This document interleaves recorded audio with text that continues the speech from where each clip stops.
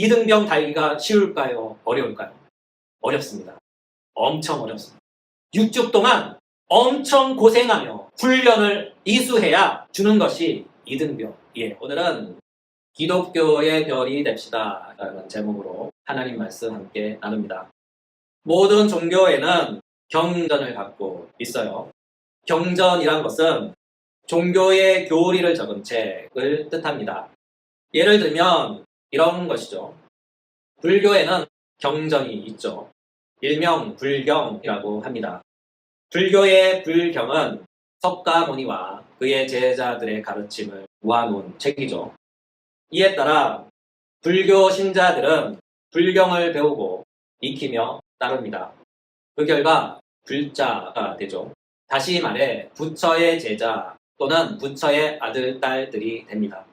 이와 같은 맥락에서 우리는 그들을 이렇게도 부를 수 있겠네요. 불신자, 그렇죠? 불신자. 그렇다면 불교에만 경전이 있을까요? 아닙니다.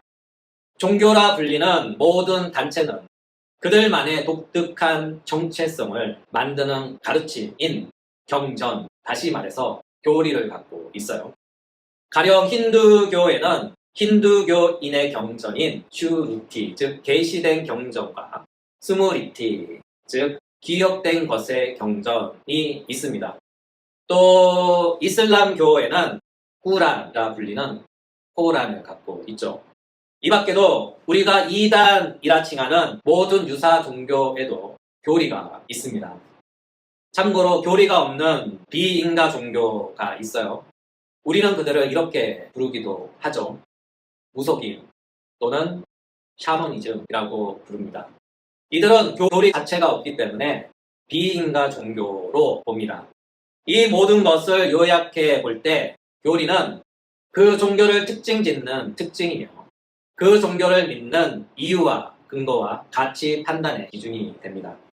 이처럼 교리는 그 종교의 성격과 정체성을 결정짓는 핵심 요소예요. 우리 기독교도 교리가 있어요. 그것이 무엇일까요? 네, 바로 성경입니다. 성경은 거룩한 책이란 뜻이죠. 영어로 홀리 바이블입니다. 영어가 콩글리시라 부수하죠. 따라서 기독교의 이 거룩한 책 안에 기독교의 중요한 모든 진리가 담겨져 있어요.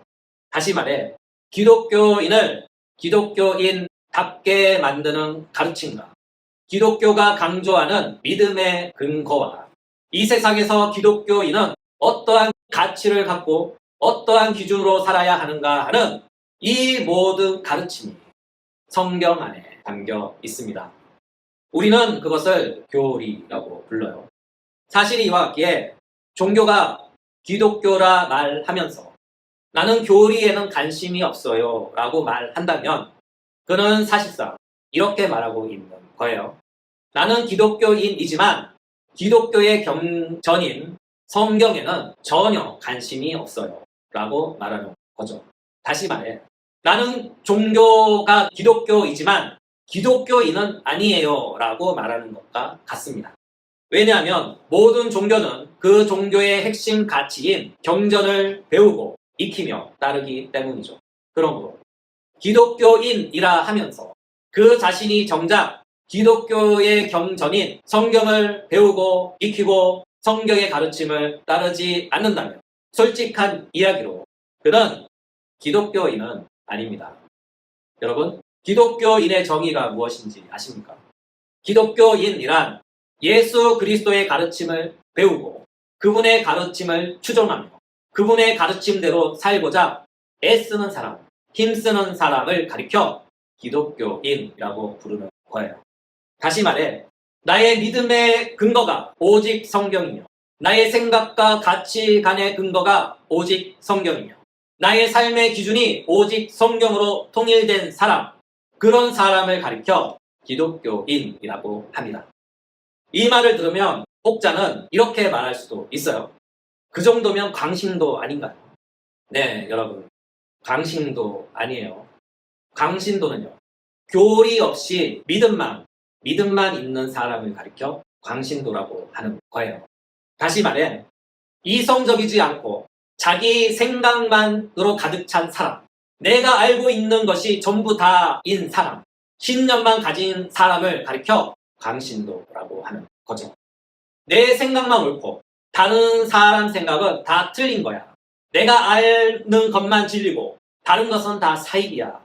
그 결과 자기 생각과 다르거나 자기 주장이 관철되지 않으면 그때부터 흥분하기 시작하는 거죠. 상대방의 말꼬리를 잡고 늘어집니다. 상대방을 인격 비하하며 일부러 시비를 겁니다. 그리고 꼬투리를 잡아 이겨서 누르려고 하죠. 여러분, 이런 사람들은요, 평소에는 점잖아요. 상냥합니다. 친절하기도 하죠.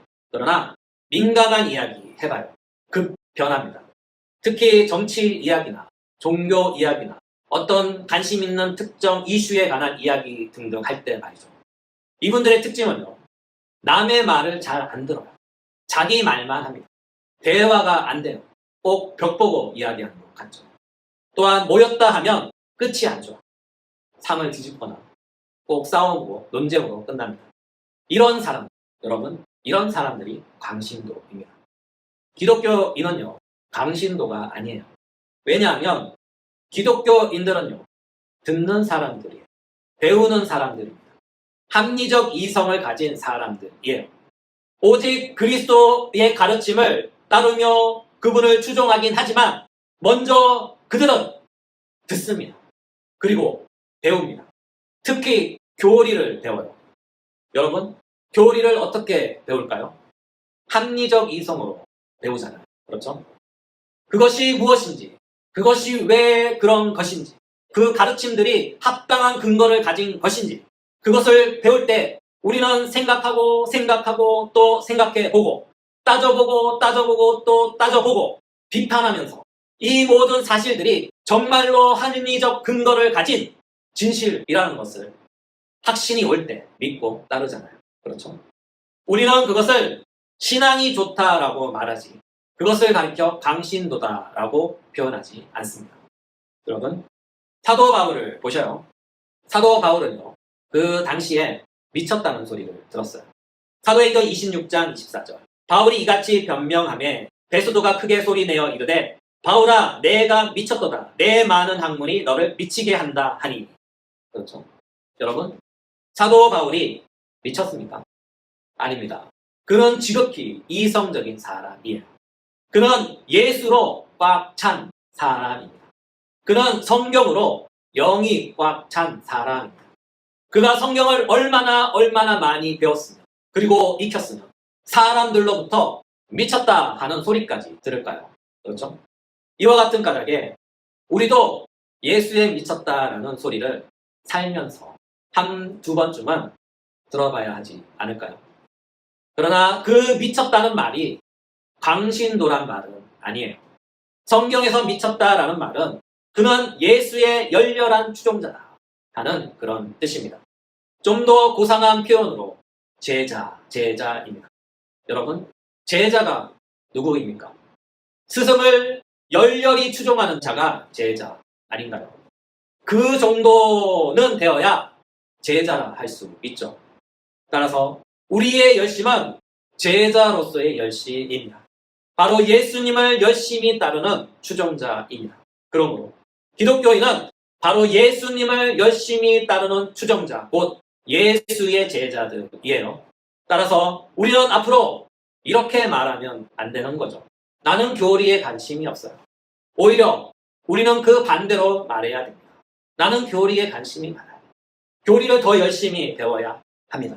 다시 말해 성경을 가까이 하고 많이 읽고 성경 안에 제시된 성경적 원리인 교리를 배우고 익혀야 합니다. 한 걸음 더 나아가 그 교리를 따르며 그 교리대로 살고자 애써야 합니다.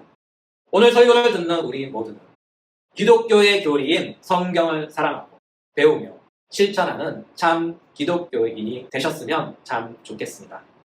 이와 같은 기독교 교리인 성경은 두 부분으로 되어 있어요. 그것이 무엇일까요? 바로 구약 성경과 신약 성경입니다. 다시 말해 구약의 가르침과 신약의 가르침이에요. 사도는 이것을 본문을 통하여 이렇게 표현했어요. 에베소서 2장 20절 전반절. 너희는 사도들과 선지자들의 터 위에 세우심을 입은 자라. 여기서 사도의 표현을 주목해 보셔요. 본문에 사도들과 선지자들이 나오죠.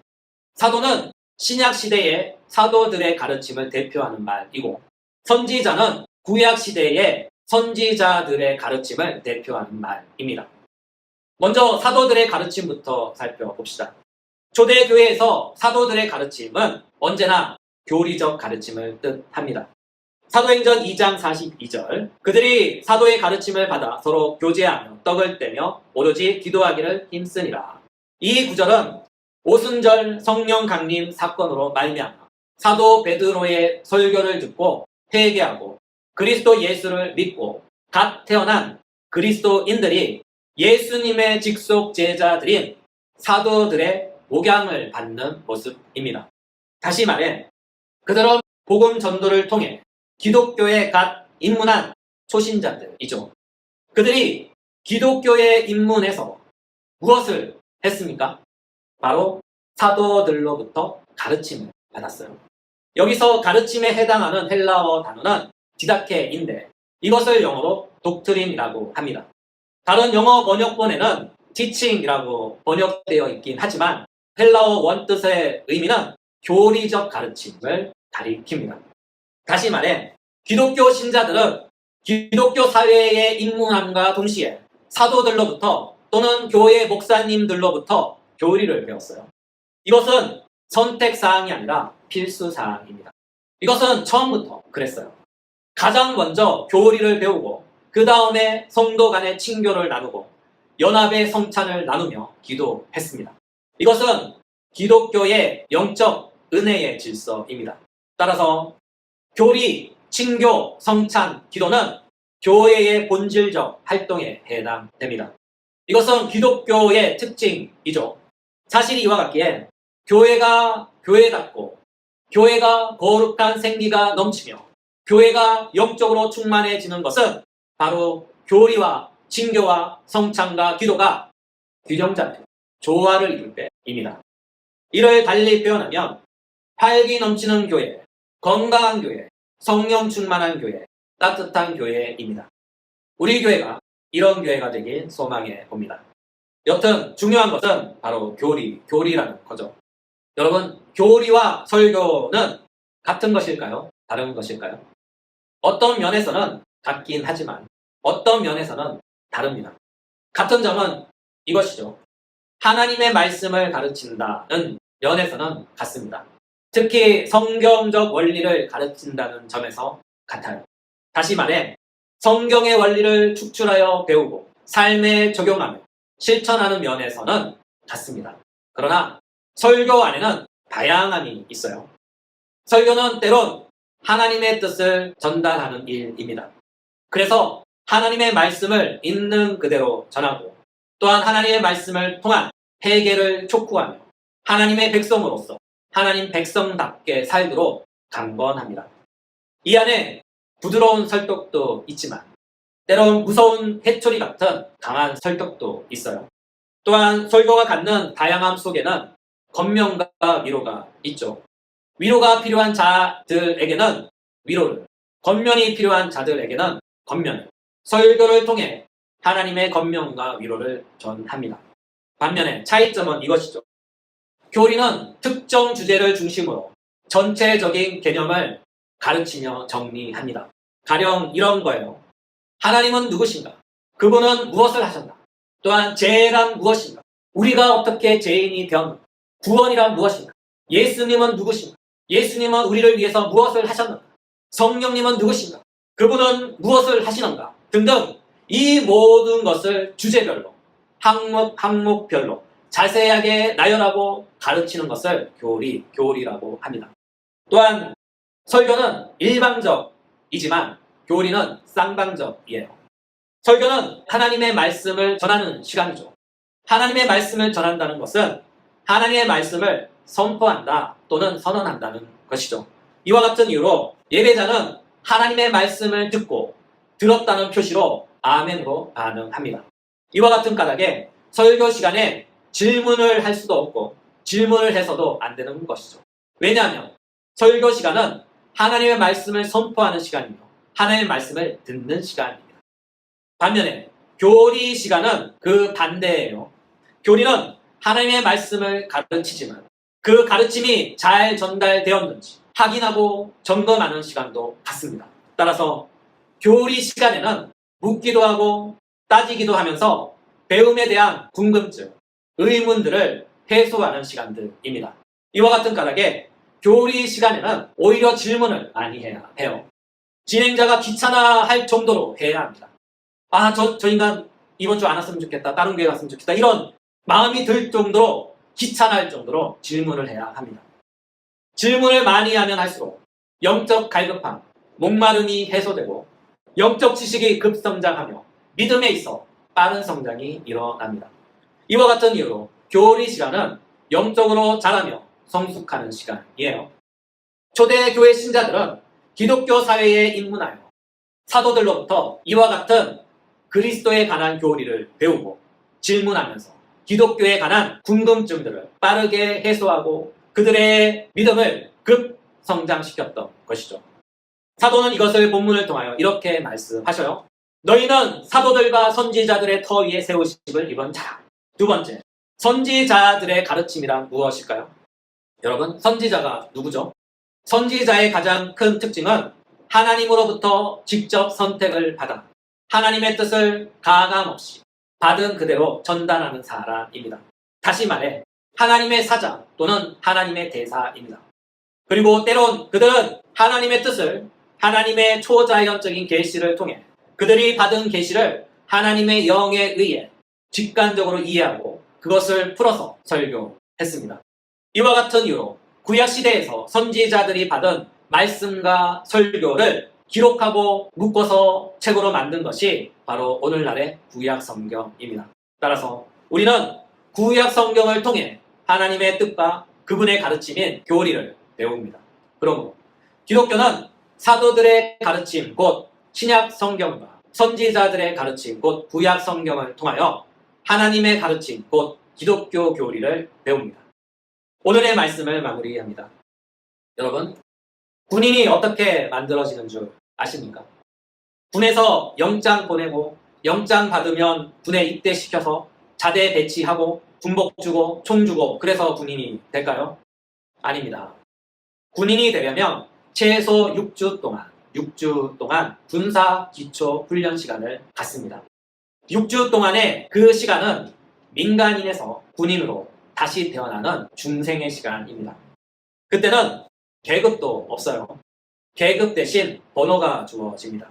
그리고 그의 신분은 001 훈련병입니다. 그리고 자대도 소속도 없어요. 만약 전쟁이 일어나서 죽는다면 001 훈련병으로 싸우다 죽습니다. 이름 대신 번호를 남기죠. 001 훈련병 여기서 싸우다 전사하다. 이렇게 말이죠. 제가 군대를 96년에 가서 99년도에 제대했습니다. 저의 군 생활을 되돌아보면 제가 훈련병일 때 가장 부러웠던 계급이 있었는데 그 계급이 무엇인지 아십니까? 바로 짝대기 하나 2등병이에요.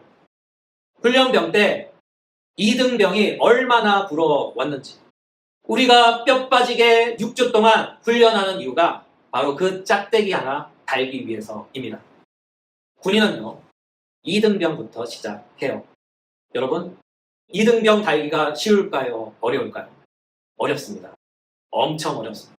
6주 동안 엄청 고생하며 훈련을 이수해야 주는 것이 2등병이에요. 2등병 계급 달아야 부대 배정 받고 소대 배정 받고 총도 받고 방도 주는 거죠. 그때 죽으면 2등병 누구 전사하다 라고 비로소 이름을 남깁니다. 여튼 그리스도인이 되는 과정도 이와 비슷해요. 우리가 중생하면 그리스도인은 되지만 갓 태어난 아기 같은 상태입니다. 그래서 양육을 받아야 해요. 그 양육의 첫 번째 단계가 바로 교리입니다. 이 교리 교육 과정은 군인을 군인답게 만드는 군사 기본 교육 과정과 같은 거예요. 이 과정을 통과해야 진정한 그리스도인으로서 첫 걸음을 내딛는 것이죠. 군대로 치면 이제 이등병 되는 거예요.